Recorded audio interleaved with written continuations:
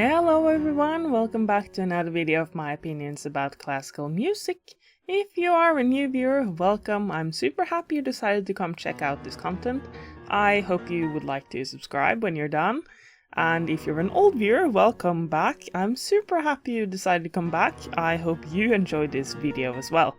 In last week's video, I went over the promenades from a piece called Pictures at an Exhibition.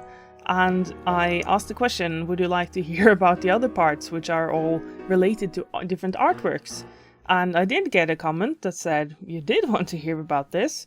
So I decided I'd go ahead. And the first one is called Gnomus, and that means the gnome. Now, because Mussorgsky composed these pieces based on the paintings by Hartmann, I would say it's pretty safe to say that these are character pieces, which means that they depict something or someone that is not just the music itself. And that does make even more sense when you look at the title. For instance, in this first one, you look at the title, you see it says Gnomus, knows that that means the gnome, and you think, oh, maybe this piece depicts a gnome. And I think Mussorgsky has done a really great job at depicting a gnome. I think he's depicted a small, angry gnome that kind of wants you to get off his lawn, but still a gnome. Imagine you're just strolling through an art gallery, having a great time during the promenade, and it's quite calm and a bit peaceful, and then suddenly you have a gnome stomping towards you, being all like, "Hey you there, get off my lawn!" while trying to look really big and scary, while he's really just not even up to your knee in height.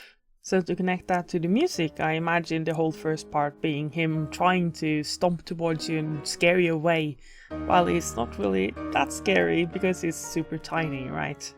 Let me just play for you the last few bars of the promenade and into the gnome and the whole first part here, because I'm sure you can see why I have this image in my head.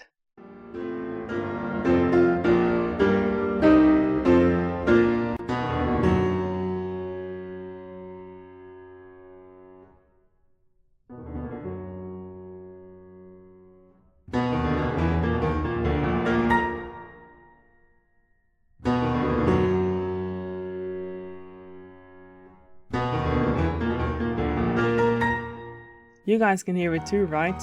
He's a really angry little gnome.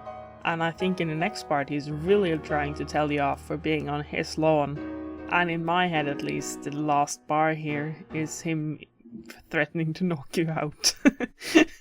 Let's just hear that part.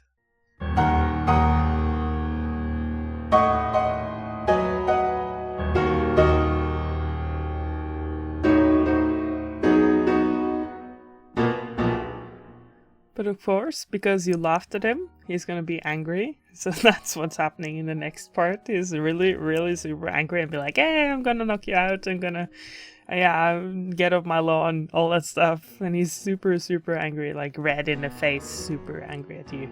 And I'm not going to go through all the images I have in my head when listening to this piece, but I just wanted to mention that the next part, after he's been really, really angry, is like super sad and almost melancholic because he thinks he might never get all these people off his lawn. Let's just hear that.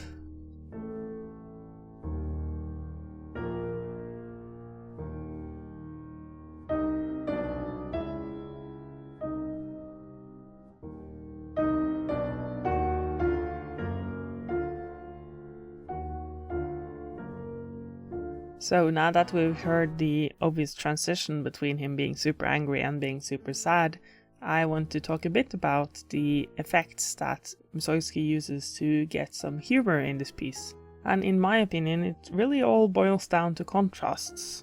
We have loud parts and quiet parts. For instance, in the very opening, we have a fortissimo followed by a piano, which are obvious contrasts. Or we have quick notes and slow notes, also the opening to the second bar, or we can use the angry gnome to the sad gnome comparison. That's also a part where he uses contrast. But there's a contrast that not a lot of people will think about, and that is sound versus not sound.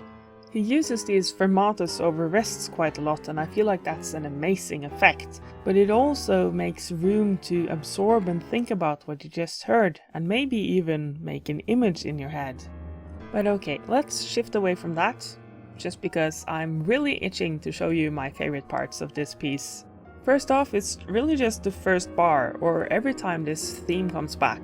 I really love how it always contrasts with whatever was played before, no matter what it was. And it's not like this fragment is like super advanced or anything, it's just octave distance between the hands and some 8 notes, basically, and it goes kind of fast, but it's not really that difficult. And you guys know I love it when things are super simple like this. And next up is also something that's pretty simple to do, and that is this descending chromatic scale that he puts in the left hand in this part. People who listen to Western music or Western classical music have been trained to associate the descending chromatic scale with death, or at least the tragedy that surrounds death.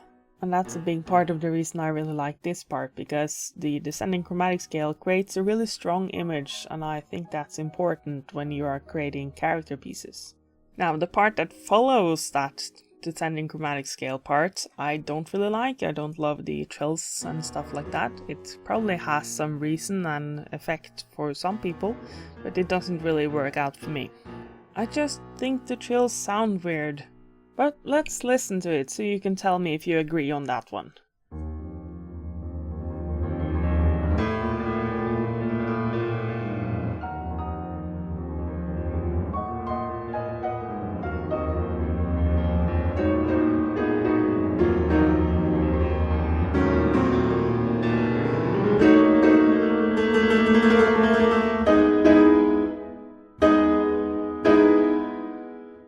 Let me know, do you like the trills?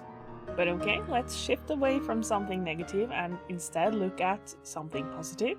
And that is the last 5 bars of the piece, because it's just a great part. I personally really like the variation from the previous 8-note segment, where you had the notes moving parallel to each other all the time, while in this segment the left hand and the right hand are moving away from each other, so that it feels like it's spreading out more. And this eventually leads to the final chord, which technically isn't a chord, it's just fifths that are stacked on top of each other. But because the fifths are really spread out, you get in the overtones an illusion of a third, which in my opinion is really clever. Let's just listen to the last few bars of the piece, because I think it's really, really nice.